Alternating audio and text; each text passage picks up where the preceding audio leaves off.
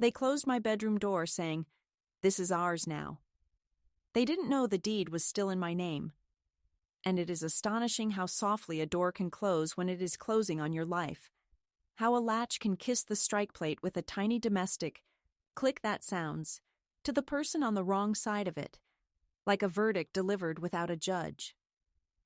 I stood in the hallway long enough to smell the citrus oil they had rubbed into the wood that morning and the faint sweetness of the baby's shampoo, drifting from down the hall, and I told myself to breathe through the heat blooming at my sternum, because I am 78 years old, widowed for 11 of those years, the sort of woman who keeps her bills folded by due date and her spices, alphabetized, the sort of woman who believed in keeping peace even when peace kept erasing her, and I live, if living is the right word, in the downstairs room that used to be a sewing nook, a narrow space off the laundry where the machines thrum like a heavy heart at night, in a house that sits on a corner lot with hedges clipped to obedience, and a porch light that burns all evening like a smile you hold for too long. I am the owner of this house in the way paper makes you the owner of anything, which is to say I paid for its bones and taxes and roof repairs, and the gleaming stove that photographs well for holiday newsletters, while my son and his wife curate the surfaces and the story, and I suppose you should know my name before we go. Further, my name is Leonore, though most of the time in this house I am Mom said, in that careful neutral tone that spares no feeling and offers no invitation. And I am telling you all this now from the square oak table by the back door where the light is good, and the linoleum gives under my heel like an old promise, because it matters to begin in the exact place where the hurt began.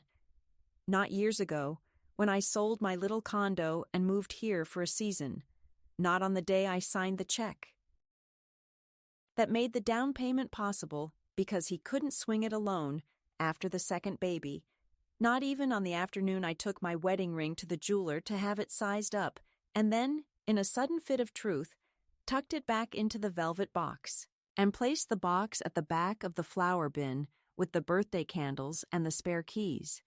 But here, in this hallway with the new paint and the old family photographs boxed in the garage, because they didn't match the palette, listening to my son say through the door, "We just need the space to function as a nursery, Mom. It's practical." And to my daughter-in-law add, breezily, "You're so good at making do. You'll love the downstairs. It's cozier." The two of them unaware, or unwilling to be, aware, that the law has fewer adjectives than they do, and that titles do not care for mood boards. "I would like to tell you," I shouted, that I put my palm on the door and shoved it open and said my name aloud like a bell. But the truth is that I stood there with my hand on the knob and felt the low rush of heat rise to my face and then drain away. And I let the silence do what silences always do in families like ours. It settled. It thickened. It became the weather we were meant to pretend was fine. And when I finally moved, it was not to make a scene, but to collect the small box of hairpins I kept in the top drawer of the dresser that had already been emptied of my sweaters and stacked in the hallway. A little tower of folded wool standing, at attention beside the laundry basket like good soldiers waiting to be told where to march. I tell you, I am 78, not to beg indulgence but to mark the accrual of years during which I learned to be useful rather than central, learned to enter rooms with casseroles and leave them without a fuss. Learn to call my caregiving help, so no one would have to acknowledge that I was the infrastructure. And yet even now, in the echo of that gentle theft, I can see how I taught them to speak to me with the calm of people rearranging furniture, because hadn't I taught them for decades that I had no weight of my own, that I could be lifted and set down wherever the need was greatest? I carried habits into this house along with my boxes, the habit of apologizing for the space I take, the habit of smoothing a conversation with facts that make other people comfortable, the habit of calling my own wants silly, and perhaps the worst habit of all, the one the world praises you for, until it makes you disappear, the habit of being reasonable. But a deed is not reasonable. It is stubborn and rectangular and printed in a font that does not do small talk, and my name is on it in full, the name my mother said when she brushed my hair on the night before my wedding, the name on my nursing license, the name on the envelope with the mortgage coupons I mailed in for the first 6 months before he took it over.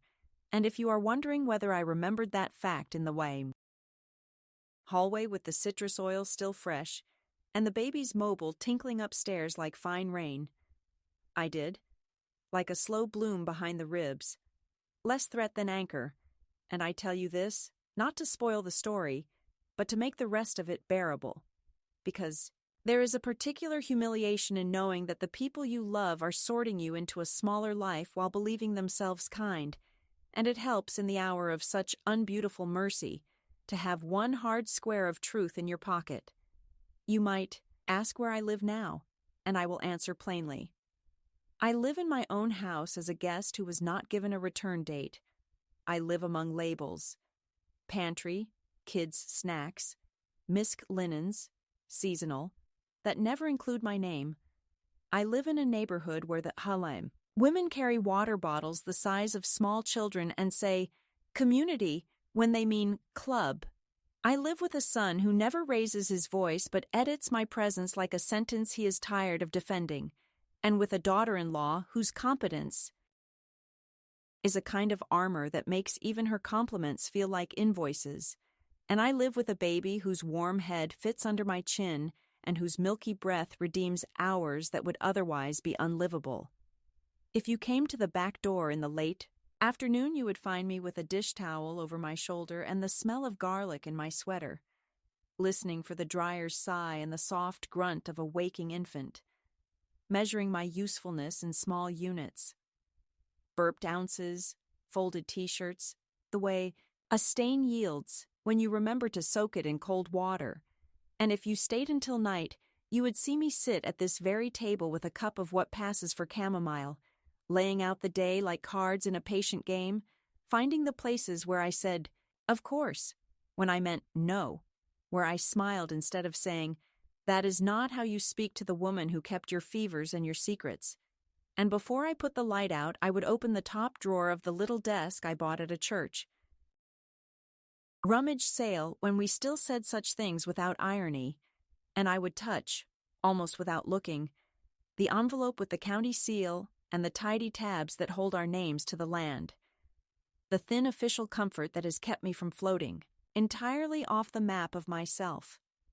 I don't tell this as a complaint, though you will hear the bruise in it, because accuracy requires I acknowledge the other truths that braid through the insult, the knees that ache by evening and make stairs feel longer than they are, the radiators that knock like a visitor when the weather shifts, the way loneliness can creep into a house even when the house is noisy, and the way I colluded in my own miniaturizing out of a devotion that thought it was love, and a fear that pretended to be practicality.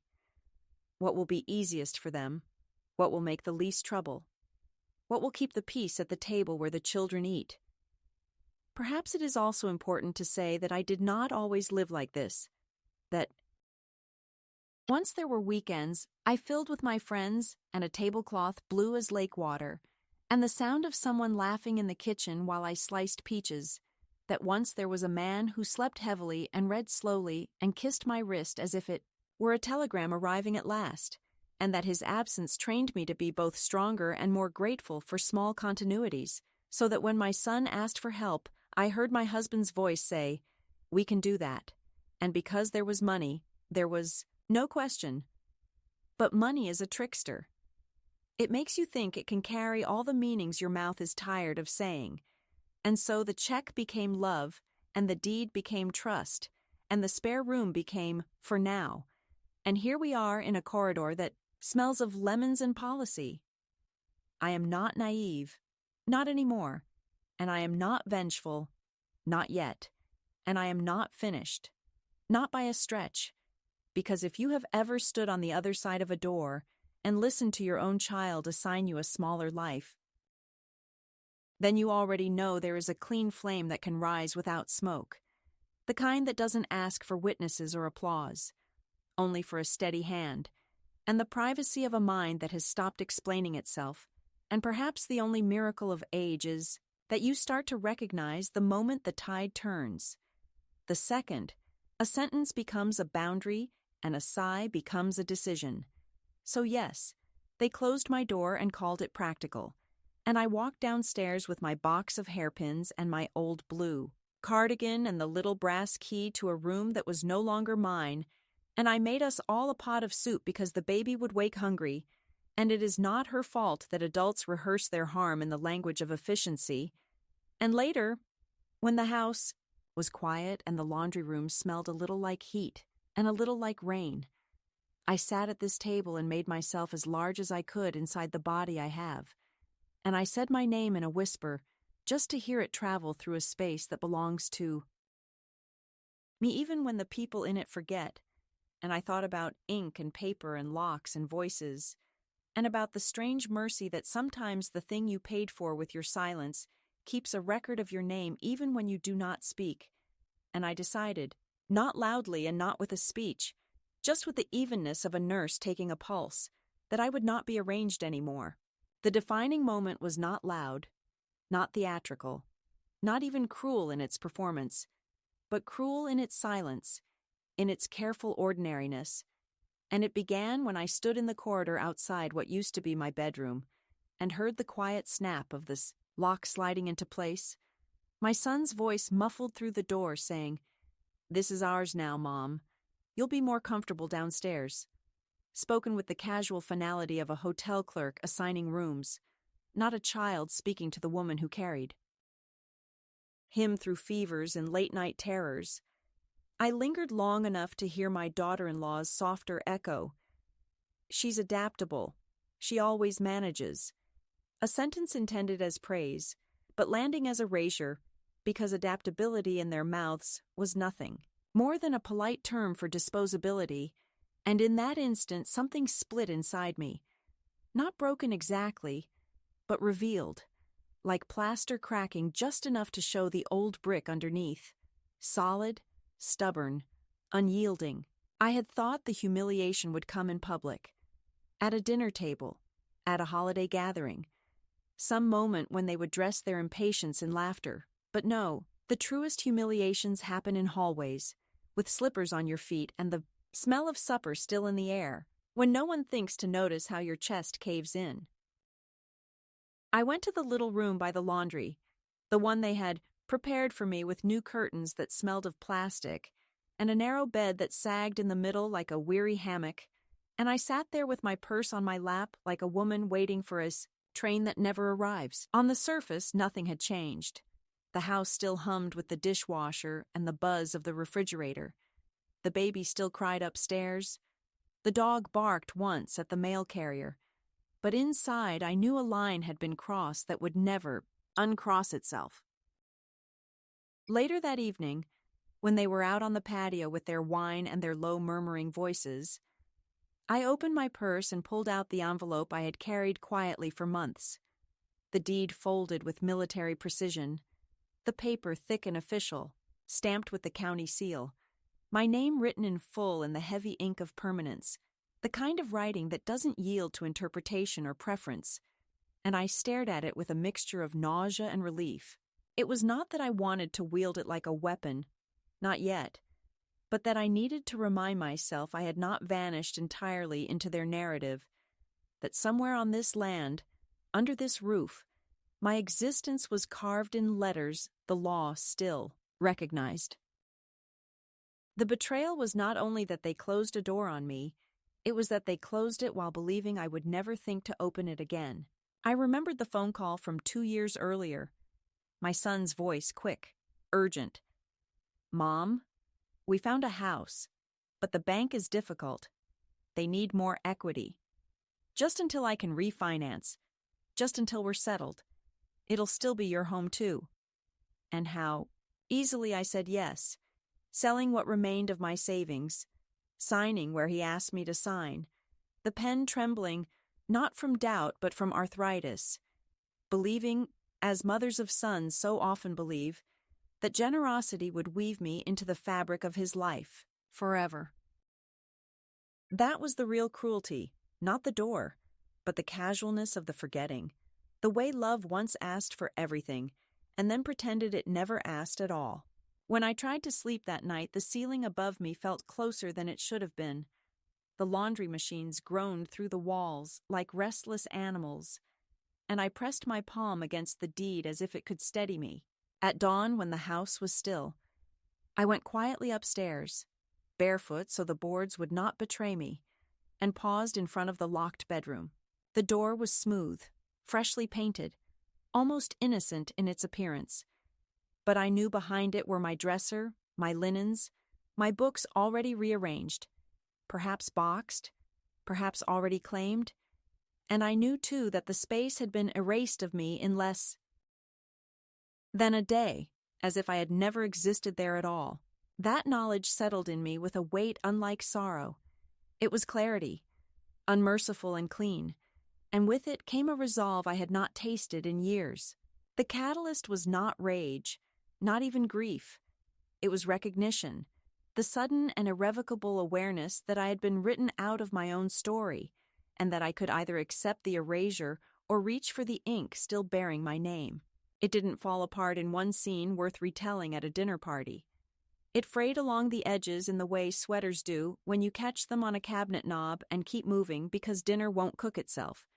And the first threads to go were the small permissions I had mistaken for love, the little autonomies that make a person feel like a person rather than a shadow. And on the Monday after the door was claimed for the nursery, a new sheet appeared on the refrigerator beside a photo of the baby in a knit hat and a coupon for almond milk, a grid printed in neat columns titled Household Quiet Hours and Shared Spaces Expectations, my name written as Mom downstairs, to distinguish me, I suppose, from the upstairs family who did not need parenthetical placement, and the rules were delivered in the bright voice of efficiency. Please text before using the main kitchen between 6 and 9. Avoid strong smells including onions and bleach. Do not move items on the open shelves because the system reduces morning stress. Keep the hallway clear of personal effects. And, a favorite for its prim falsehood, no laundry after 10 for everyone's sleep health. An instruction that landed in the room where my walls hummed with the drum of their late-night leggings and newborn onesies, and left me smiling into my tea at the idea of communal sacrifice. The thermostat migrated to an app on my son's phone, and I learned to put on a wool cardigan before bed without mentioning the chill, because the pediatrician says 68 is optimal for infants, and we're all making adjustments. And when I asked for the little space heater I had used for years in my ankles winter, it was produced with the cord looped around it and the warning pamphlet clipped on top, a gentle sermon about fire hazards in older homes, delivered as if I were a child who had been caught striking matches in a closet. And I thanked them out of habit and tucked the heater, like the old photographs, into the corner of my downstairs room where it would not offend a minimalist eye. My groceries were welcomed. Of course, anything you like, we're not dictators.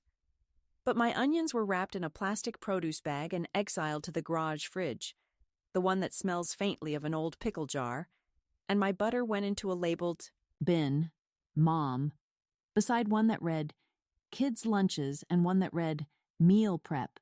The label's a kind of cheerful zoning map that explained who belonged where without anyone having to say the ugly parts out loud. My cast iron skillet, black with years of seasoning, was thanked for its service and retired to a high cabinet after an article was produced about iron leaching and infant gut health. And in its place, a pale ceramic pan took the stove, delicate as bone china and temperamental as new money. The keys became a delicate subject. Who needed which and why? And one afternoon, with the same gentle firmness used for timeouts, my daughter-in-law suggested we keep all house access on one hook by the mudroom so no one misplaces anything, and when I set my old brass key on the hook, it looked like a relic among the sleek fobs and the key with a silicone cover in the baby's favorite color. And later that week, I discovered the back gate had a new latch to keep the dog in, A small fact that meant my route to the compost and the rosemary bush now required a text to be let out, which I did once and then not again, because I learned the rosemary could be replaced with dried flakes that offended nobody. My pills, which I have filled in a little plastic weekly box since before my husband died, became a conversation about safety and oversight, and while I have been a nurse and know the drug names like men know baseball rosters, I let my daughter-in-law line them up on the table and offer to pre-fill them on Sundays, because we're a team, and I watched her neat fingers push the little doors closed like a gate in a dollhouse, and later I took a photograph of the labels with my reading. Glasses perched at the end of my nose, not to keep score but to remind myself that I know what keeps me alive.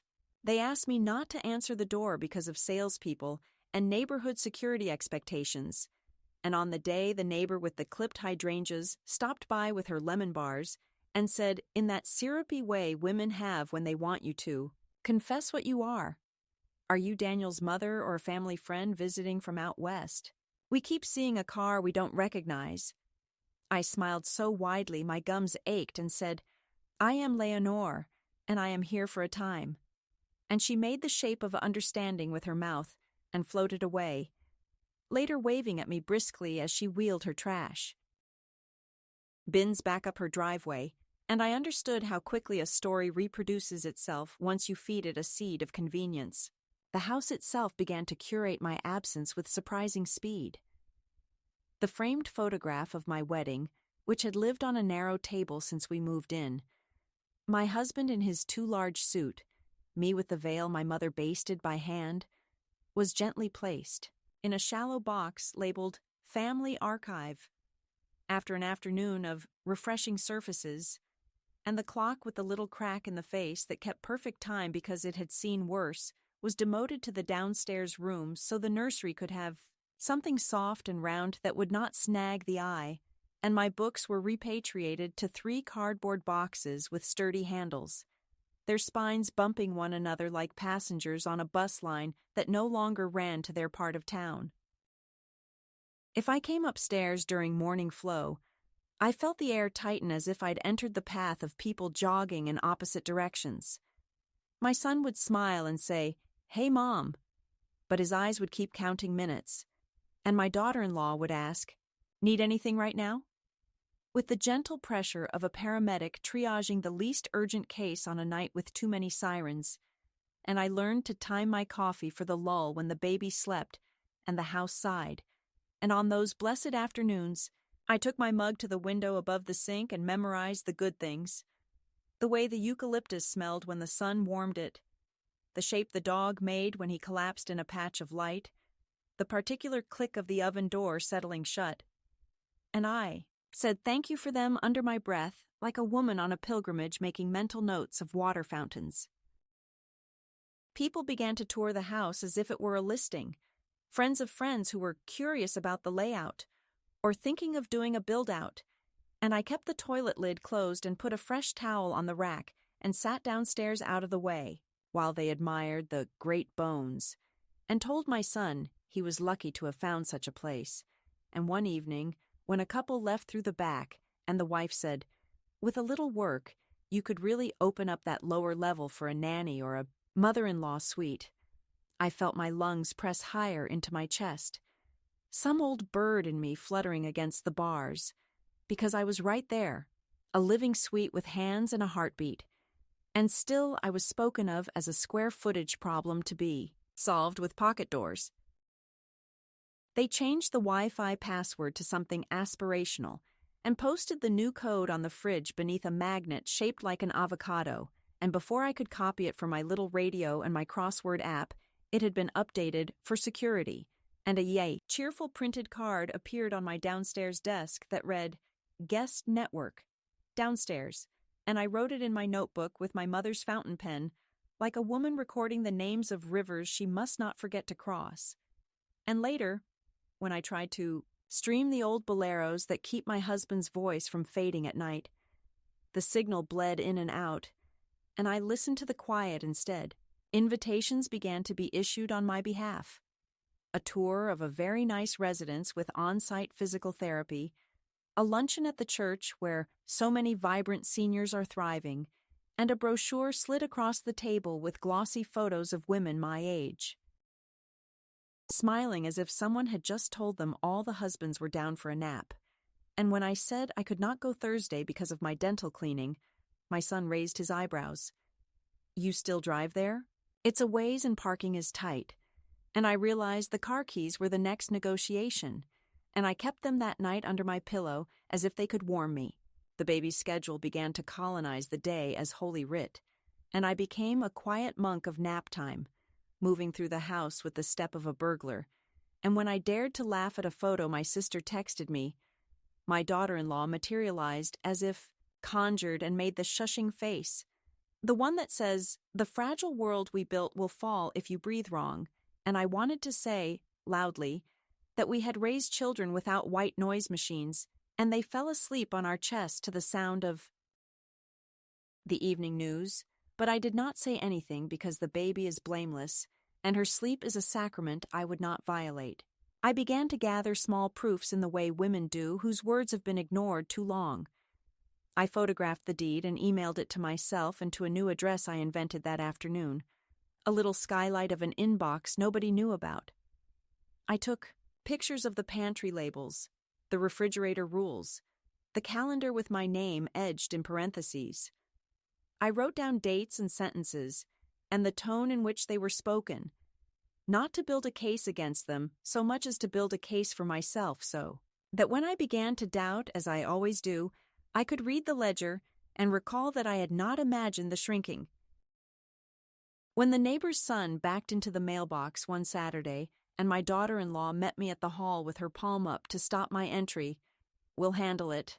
Less voices will be simpler," I stood still like a deer, not out of fear but to make a record in my bones of this precise humiliation, and then I went back to my room and folded a towel as if it were a telegram, which is to say with care and the understanding that messages go missing if you do not crease them at the right places.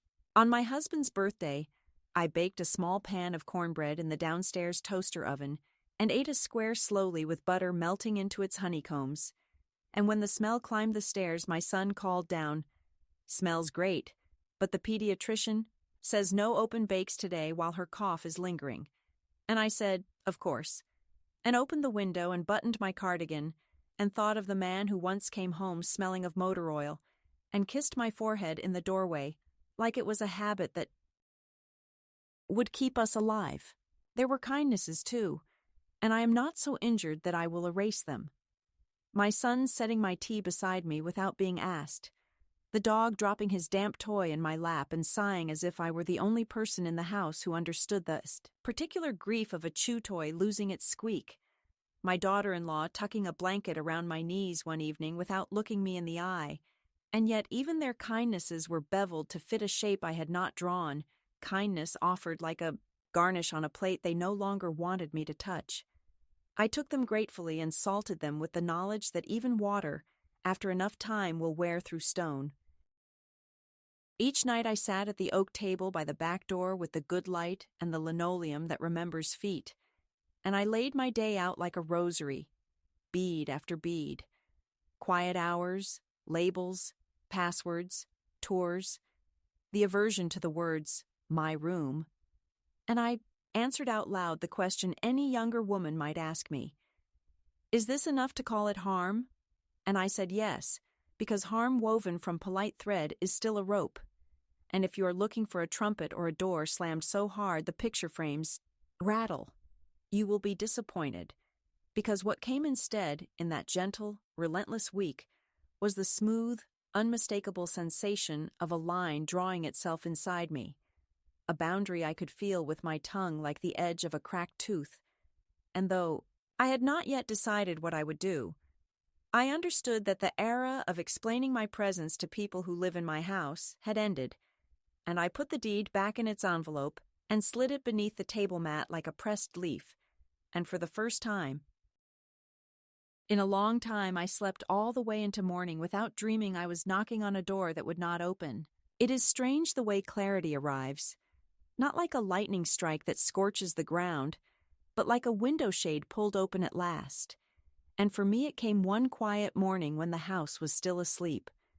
My son and his wife upstairs with their devices glowing, the baby stirring faintly in her crib, and I sat at the oak table by the back door with my coffee and the envelope holding the deed spread out before me. My fingers smoothing the creases in the paper as though I were ironing out the years of silence I had allowed to shape me, and what I realized, with a suddenness both terrifying and liberating, was that I had been rehearsing vanishing for so long that they believed I no longer existed. But here was proof. My name, my signature, the inked permanence of a woman who still mattered even if no one in this house wanted to admit it. The shift was not in them. They remained busy, preoccupied, managing their curated lives, but in me, in the slow reawakening of a truth I had tucked away. I was not a guest here. I was not a stray relative tolerated out of obligation. I was the one whose hands had built this foundation, whose sacrifice had made their dream home possible, and I could stop waiting for them to recognize it, because recognition, I finally understood, was not theirs to give. That morning, instead of shrinking back into my laundry room corner, I put on my coat and walked outside before anyone could stop me, down the street lined with clipped hedges and driveways polished with SUVs, and I felt the air press against my face. With a freshness I had not tasted in years, my knees protested, yes, but I let them ache, because moving forward on my own legs was a declaration. I walked to the library first, a squat brick building with glass doors that still smelled faintly of disinfectant from the pandemic years, and I sat at a public computer and typed in the name of the county clerk's office, my hands trembling not from ignorance but from the thrill of agency returning to me like blood to a numbed limb. The records were there, plain and unquestionable. The property title with my name, still valid, still mine. I printed the page, folded it neatly, and slid it into my purse alongside the deed itself. It felt like slipping a key into my pocket, a key they did not know I carried. I did not storm home and confront them. That is the fantasy of younger people who believe power lies only in shouting. No, my shift was quieter but more enduring. I began to plan, to build a life within and beyond these walls that did not depend on their permission. I started by reclaiming rituals. I bought a notebook with a maroon cover at the pharmacy and began writing down everything. The rules taped to the refrigerator, the careful exclusions, the conversations that tried to shrink me. Not as evidence for them, but as testimony for myself. A way to remind the woman who sometimes doubted her own memory that she was not imagining the coldness. I kept the notebook hidden beneath the mattress, each page a brick in the foundation of the self I was rebuilding. I also began to tend small gardens of autonomy. I walked every morning, sometimes just to the corner store where the clerk, a young man with acne scars and an awkward kindness, would nod at me and say, "Morning, ma'am," as if I were not invisible. I withdrew small amounts of cash from the savings account they did not know I still maintained, the one my husband and I had opened decades ago for emergencies. And each time I tucked the bills into an envelope in my dresser, I felt stronger, less cornered. I cooked for myself again, small meals in the toaster oven, dishes that smelled like my own history, lentil soup with cumin, cornbread baked in a tin. The scents filled the downstairs room and lingered on my clothes, a quiet rebellion against the sterile air upstairs. The true midpoint was not a single act, but a layering of many acts, each one insignificant to them, but monumental to me. I bought a second-hand coat at the thrift store, navy wool with deep pockets, and when I wore it in the evening for my walks, I felt not like a burden, but like a woman with somewhere to go. I stopped asking before touching the thermostat. Instead, I kept a small notebook of temperatures and discovered, to my own satisfaction, that the house functioned better at settings that kept me comfortable. I made a copy of my brass key at the hardware store without mentioning it to anyone, the cool metal heavy in my palm, proof that doors could still open for me. One evening, sitting at the table with my tea, I opened the deed again and laid my wedding ring beside it. The ring no longer fit. Arthritis had thickened my joints, but together, the circle of gold and the square of paper, they told me a story I had almost forgotten. I had been someone's wife, someone's mother, someone's provider, and now I was someone who could choose. That word, choose, settled into me like a stone in water, rippling out through every thought. I realized I had been waiting, endlessly waiting, for them to treat me as central, as family, as essential. But the waiting had become its own cage, and the only way out was to stop asking and start acting. The next morning I called a lawyer, not my son's kind of lawyer, the ones who speak in careful euphemisms, but a woman in town whose office smelled of coffee and old books. I did not yet retain her. I only asked questions, but the act itself was the turning point. I told her about the deed, about the co-ownership, about the way I was being squeezed into silence. She listened, nodded, and said plainly, "You have rights." More than they want you to believe those words, simple and unadorned, slid into me like oxygen. I walked out of her office with a card in my pocket and a new steadiness in my spine. That was the midpoint. Not confrontation, not drama, but the first true inhalation of freedom after decades of shallow breaths. From that moment on, every small step carried a different weight, not of fear, but of readiness. I was not yet at the end, but I had stopped being at the mercy of their script. I had found a new role, written in my own hand, and I was prepared to play it until the last curtain fell. Pressure does not announce itself like a storm. It returns like a tide disguised as help, and in the weeks after I began carrying the folded copy of the title in my purse, the house learned a new vocabulary of concern that pressed against me from all sides with the steady confidence of people who assume the elderly are scenery, and the first wave arrived in the form of a calendar invitation slid across the table with a smile. "A few quick tours, Mom. Nothing binding. We just want you to see options." And there, in cheerful colors, were the names of 2 residences where the women in the brochures all had tidy hair and identical smiles that did not reach their eyes. I said I had already made plans for those mornings, and my daughter-in-law laughed lightly, as though I had found a charming way to misunderstand the world. And my son adjusted his tone to the one he uses with accountants and waiters he hopes to impress, explaining that these weren't decisions, only explorations, that everyone was doing their best to optimize the household, a phrase that made the room tilt as if someone had quietly moved a wall. By then, the refrigerator rules had multiplied. The thermostat remained obedient to an app that warmed everyone but me, and my downstairs plate had become a permanent resident of the kitchen's least used cupboard, labeled with a strip of blue tape as if it were a science project. And yet none of that stung as much as the next thing, which wore the mask of paperwork and came after dinner on a Thursday when the baby's cough had finally softened and the dishwasher was thrumming like a distant train. They asked if I could review a small insurance document, a phrase that would have sounded like housekeeping if not for the slight tremor in my son's hand as he slid the folder toward me, and when I opened it, the first page smiled blandly. Household. Liability update. And the second page tried to crouch behind jargon, but I have been a nurse and a wife and a mother, and I have signed forms in emergency rooms at 3 a.m. with a pen that wouldn't write, and I know the smell of a document. That wants you to surrender.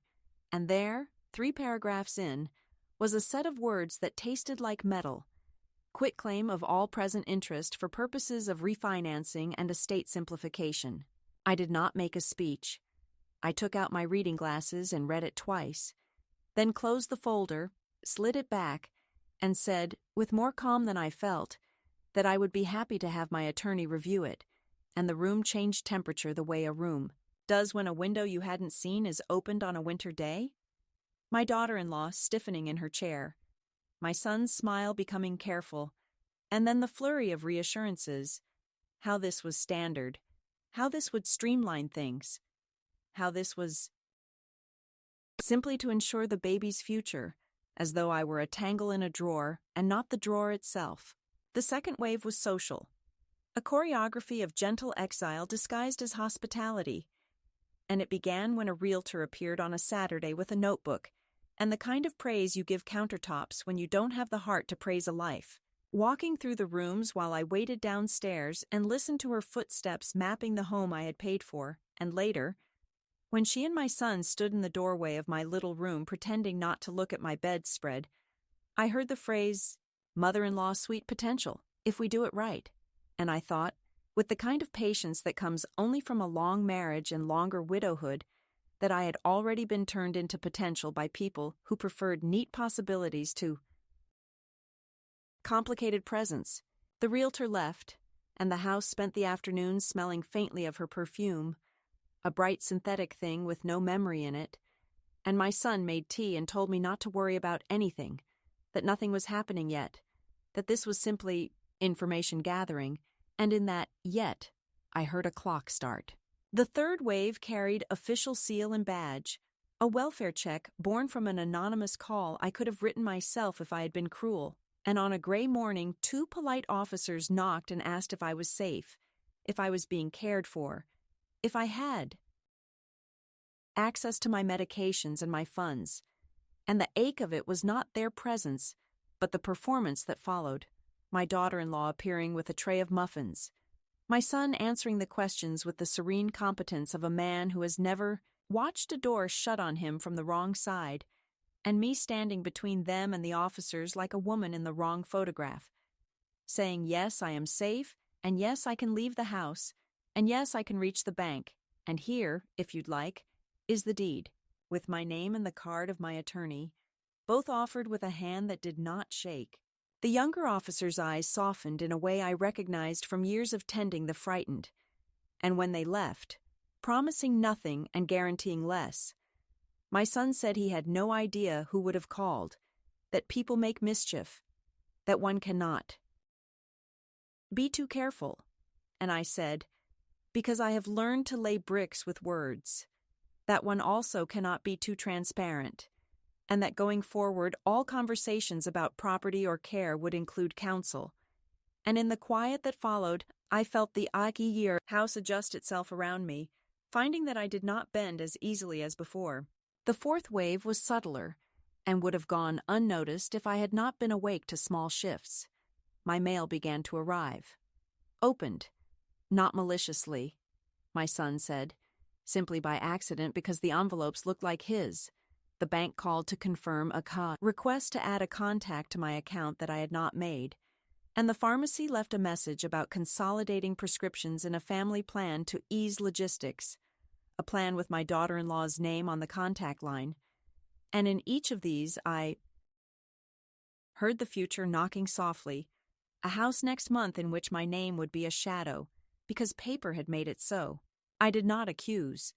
I walked to the bank with my maroon notebook and added a password no one could guess, because it was my mother's middle name spoken in the accent only the dead remember, and I placed a small note with the teller stating that no changes could be made without me in person. And then I walked to the attorney's office and said that I would like letters drafted, clear and unambiguous, outlining my ownership, my capacity, and my refusal to convey any interest now or later. And as we spoke, I felt again the delicious steadiness of oxygen in a lung that had forgotten how to expand. The fifth wave was personal and almost broke me, not because it was cruel, but because it was kind in the wrong way. And it arrived on a night when the baby's fever spiked, and my daughter-in-law, pale with fear and exhaustion, pressed the monitor into my hand and said she needed to shower and cry and not be anyone's mother for 20 minutes, and I took the warm weight of that responsibility and sat by the crib singing the old lullaby my husband had sung off-key, and when the fever broke I could have forgiven everyone anything. That is how disorienting relief is. And in the morning, when my son placed his hand over mine at the table and said that he knew I loved them and that the best way to show that love would be to sign the papers so they could refinance and give the baby a bedroom with better light, I almost believed him, because love makes you stupid and service makes you obedient. But then I looked at our hands and saw my mother's knuckles in mine and my father's scar across the left one where I cut it on the can in 1962, and I remembered who paid for light in this house, and the fog lifted. I told him I would not sign. I told him I had not vanished. I told him my name, the whole of it, as if he were a stranger at a window asking who lived here. That refusal was a match to a slow fuse. The next days were a study in pressure. A family meeting called on a Sunday afternoon with a charcuterie board, and the rhetoric of balance. My daughter-in-law speaking of fairness and the need to think long-term.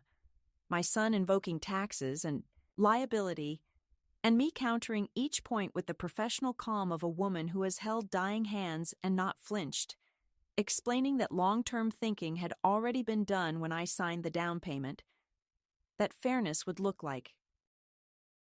Acknowledgement, not erasure, that liability in this house came from the habit of pretending I was not here. They did not shout. They did not insult. They simply withdrew warmth like a landlord cutting heat in March, and the chill of their distance reminded me how dangerous polite estrangement can be for women like me who were raised to make peace even with the knife still in us. The past returned then in the way memory does, when the present rhymes with it. My sister and I in my mother's kitchen, the day we moved her to the back bedroom because it's nearer the bathroom, my mother's face composed and gracious as she thanked us for thinking of her comfort, and the way she cried into her pillow that night because she could hear the party in the front room and did not want to be the kind of mother who spoke of loneliness. I carried that memory to the lawyer and laid it on the desk between us like an heirloom I was determined not to pass on, and we made a plan in the kind of sentences that do not require apology. Notice of co-ownership taped to the inside of the front door. Request for all contractors, appraisers, or agents to confirm appointments through my counsel. Letter to the mortgage servicer, outlining my refusal to encumber the property without my written consent, and a quiet appointment with a notary to document my capacity for the days when someone might decide that my insistence was a symptom, not a boundary. The house did not like this new arrangement, and it sulked in small ways. My place at the table was moved a chair down to make room for the baby's high chair. The guest Wi-Fi code changed again with a note that said, "Text us if you need it." My cast iron pan disappeared until I asked for it 3 times, and even the dog hesitated at my doorway as if he had been reprimanded for loving me too openly.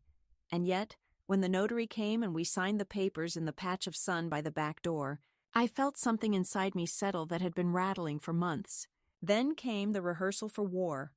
My son scheduled a meeting to clear the air, and arrived with a man he called a financial advisor who asked me questions in a voice like warm syrup about my goals, my energy, my desire to ease burden on the next generation.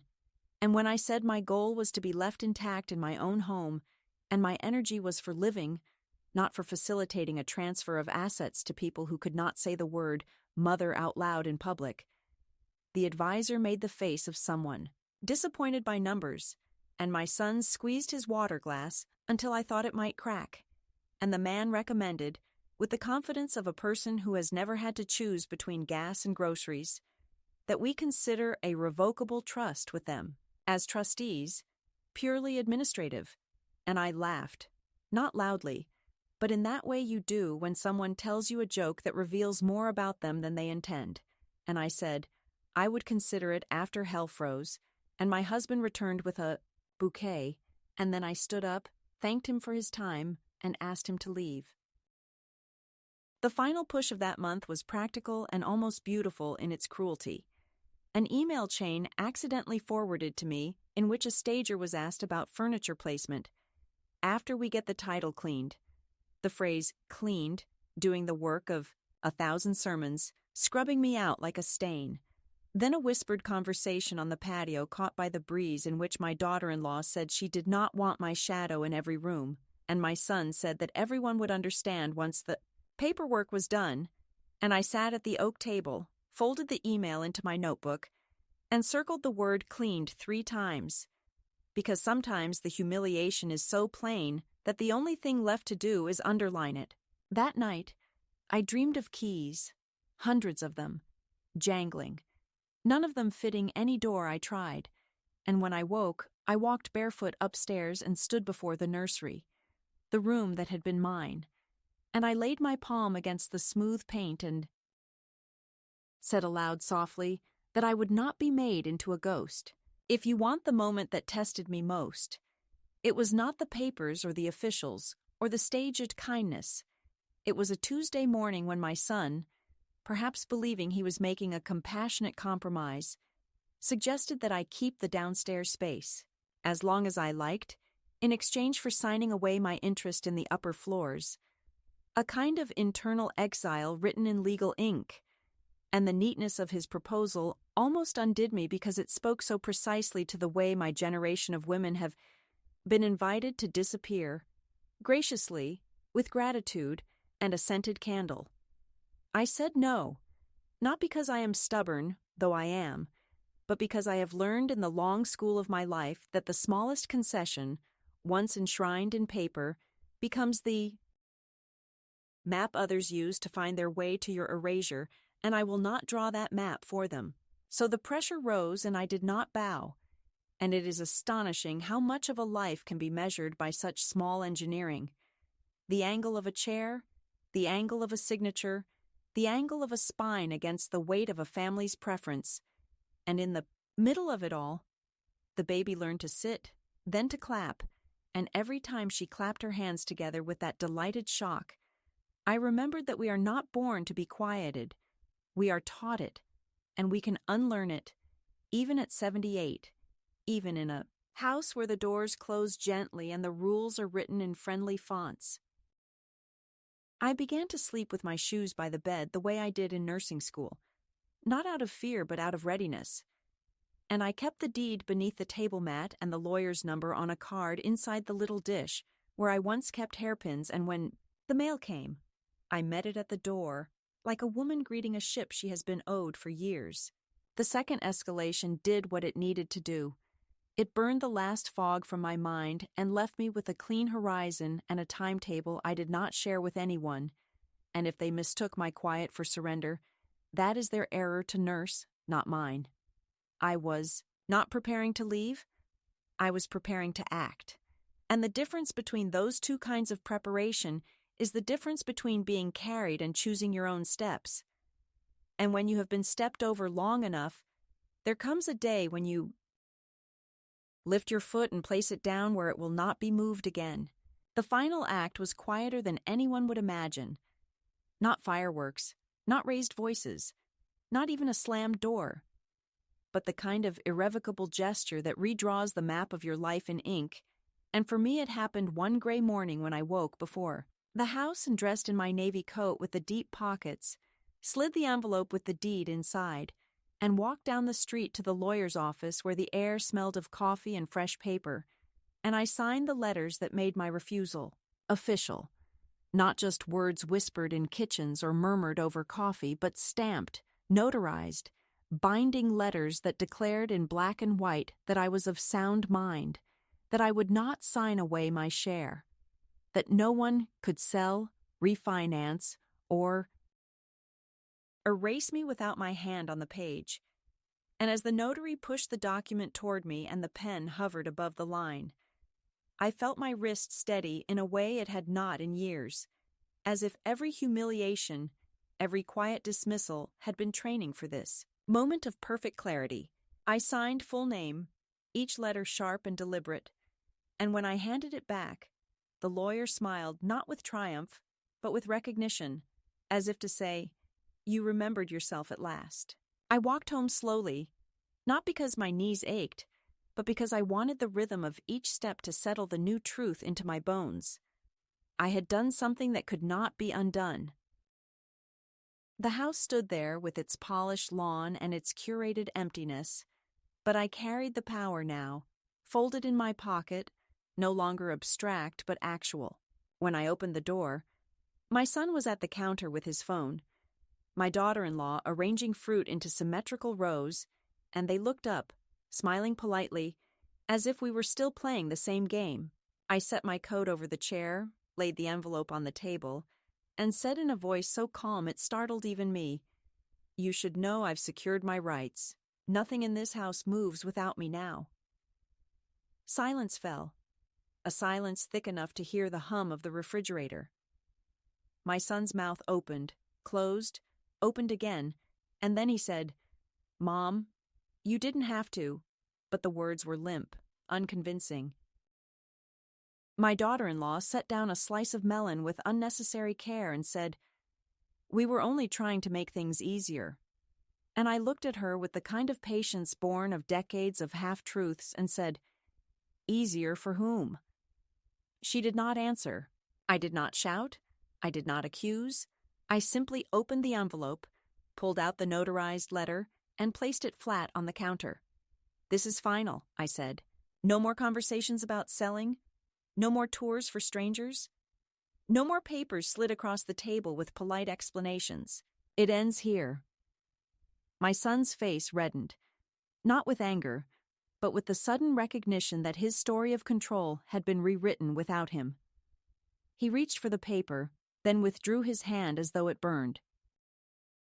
For a long moment we stood there, the three of us, and I realized that the power of a climax is not volume, but permanence.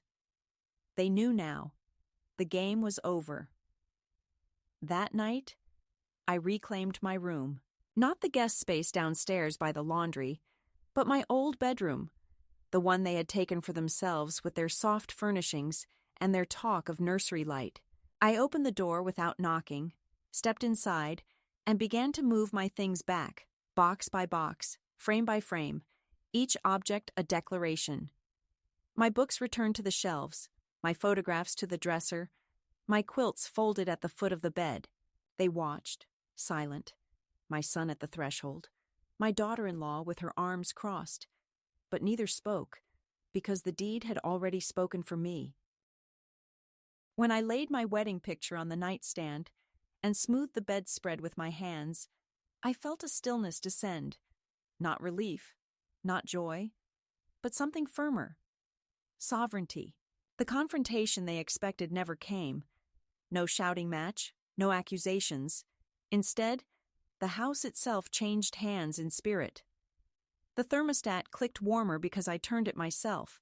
The dog curled at my feet as though he had been waiting for me to return to my rightful place. Even the silence seemed to shift, less suffocating, more mine. And when neighbors came by that weekend with bottles of wine and polite questions, I did not hide. I answered the door myself, smiled, and when one woman asked, "And you are?" I said, "I am Martha, the owner of this home," and watched the surprise flicker across her face before she rearranged it into hospitality. The words were not dramatic, but they landed with the weight of a stone dropped in water. Undeniable, impossible to take back. In the days that followed, the air between us grew brittle. My son avoided long conversations. My daughter-in-law retreated into busy schedules. But neither of them attempted another paper, another trick, another performance of concern. They knew the ground had shifted, that the authority they thought was theirs had been reclaimed in a single signature. And I moved through the house not like a ghost or a guest, but like a woman who remembered her own name. The climax was not a scream.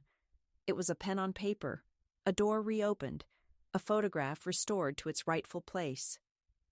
And from that moment forward, I was no longer waiting to be erased. I had written myself back into the story, and the ink was dry. Peace did not arrive with applause. It came like a good dusk, slow along the baseboards, the house learning the new shape of my breath as I moved through it without asking permission. And in those first weeks after the paper was stamped and the door to my old room stood open again, I let myself practice an ordinary that had nothing to prove, hanging my curtains back up even though the fabric had faded along the hem, placing my books in the order that made sense to my hands rather than to any guest's eye, putting the clock with the hairline crack back on the dresser because it kept time honestly, and I discovered that rooms forgive you quickly when you return to them with your full name. My son tried for days to resume the rhythm that worked for him, filling the space with errands and messages, the bright noise of a busy life.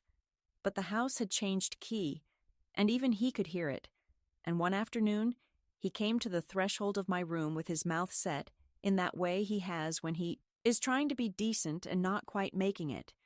And he said they were thinking of renting a place nearer his office, that it would simplify the commute and the schedule, and 100 other small logistics he listed like beads. And I nodded without rescuing him and said I wished them good mornings and easy nights. And when he reached for something kinder, I didn't give him my softness to take away with the boxes. There is, I learned, a tenderness that belongs to you completely, and you can keep it without becoming hard. When they left, it was not a scene from a play. No suitcases hurled, no speeches, just the work of a Saturday, lists on a phone, tape on cardboard, the baby's socks tucked into a zippered pouch, and I put a loaf of bread into the oven because leaving makes people hungry even when they don't know where their hunger lives. At the end, my daughter-in-law stood by the door with the baby on her hip and met my eyes for the first time in months without arranging her face, and she said quietly that she had not understood what a deed meant until it was too late, that she had wanted a house that looked like a life without letting anyone's true life live in it. And I told her without malice that paper only reads what we write on it, that we had written something new, and I touched the baby's cheek with 2 fingers, a blessing small enough to pass unnoticed, and watched them go. I did not feel triumphant, only calibrated, as if a level set on a long shelf had finally stopped wobbling. After they were gone, I let silence do the kind thing and reveal what it was hiding. Not emptiness, but room. I carried the laundry basket upstairs because the steps belonged to me again. I opened the windows on a day the weather thought it could get, away with being gloomy, and made it admit light. I went to the garden and cut the rosemary back hard and planted 3 stubborn marigolds that will insist on blooming even when no one compliments them. And at the hardware store, I had 2 extra keys, made, one to hang on a ribbon behind the pantry door, and one for the dish of small mercies I keep by the sink, not because I fear being locked out anymore, but because the weight of a key in a woman's palm is a sentence the world remembers how to hear. The dog, who had practiced uncertainty for so long, decided on his own that he was mine, and the neighbor with the hydrangeas began to wave like a person who understands the difference between curiosity and surveillance, and the thermostat, freed from its scolding numbers, learned how to be kind to an old body at dawn. For a time I cooked for 1 and set the table for 2, the missing chair a reminder that love can remain when access ends, and on Thursdays I brought a plate of lemon bars to the community center and sat with 3 women whose names I got wrong twice before remembering, women who had their own quiet archives of being put away for convenience, and we laughed into our cups about nothing and everything until the room warmed. On a Sunday I took the thick envelope from the drawer and walked to the copy shop where the clerk called me ma'am without pity, and we made 3 clean copies of the deed and the letters and sealed them in new sleeves. This, too, is a kind of prayer. I called my lawyer only once more, to tell her the house was peaceful and that I wanted to add a simple note to my file. No decisions made in fear, no signatures under pressure. Hospitality, yes, but never again at the price of visibility. And she said that line should be taught in school. Weeks turned to a season, and the hallways accepted the sound of my shoes as the default, and I found that I liked my own company more than I had expected. I still had mornings when I set out 2 cups by accident, and nights when the bed felt wider than necessary. But solitude, when it is chosen, is a field and not a pit, and I walked it like a woman willing to learn new paths. One afternoon, the man, who calls me simply Grandma, sent a photograph of a bookshelf he'd built with his own hands in a small apartment several zip codes away, the shelves not quite level, the books leaned together like cousins, and beneath the photo he wrote, "It feels like home because I made it."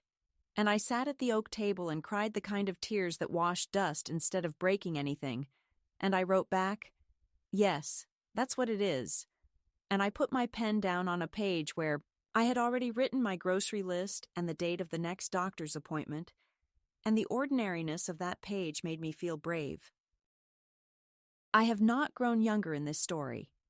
The stairs still have opinions, and the winter will take more layers than it used to.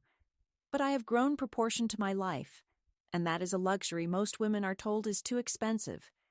And if I have anything to say to the one reading this, who is standing on the wrong side of a freshly painted door while someone you love calls your erasure practical, it is this: keep a clean copy of whatever bears your name. Keep a key that answers only to your hand. Keep a record of the day you decided your voice is not a favor to anyone, and when you are ready, not a minute sooner, pick up one small thing that is yours and put it where it belongs, because the world changes every time a woman moves one object back into her own orbit without apology. Start with a photograph or a pan or the thermostat. Start with a sentence you speak out loud in a room that thought you had forgotten your language. Start by opening a window, and if anyone asks you to be reasonable, ask them kindly to define the word, and when they cannot, pour yourself tea and sit in the chair that fits your back. In the evenings now, I like to walk the length of the hallway and back and touch the door frames with my fingertips, the way a lighthouse keeper checks the glass, a habit that would look eccentric from the street, but makes perfect sense to the person who once lived as a roomer in her own home. I sleep with the window cracked and a small fan that sounds like steady rain even in clear weather, and in the morning the light does not ask for permission to enter. It simply comes, and so do I. And that is what passes for a happy ending at my age. Nothing cinematic, everything exact, the slow and daily choosing of a self that refuses to be boxed and labeled and stacked in a garage. For later, if I ever leave this house, it will be because I choose AEAHAV. Smaller kitchen and a larger sky, and I will leave the key on the hook by the pantry for the next woman who needs a room that remembers how to say her name. And on the inside of the front door, I will tape a note the size of a grocery receipt that reads, in letters big enough for poor eyes and good minds, "No one gets to clean you out of your own life. You get to live here fully, until you decide otherwise, and then you get to leave with your head up and your pockets heavy with proof."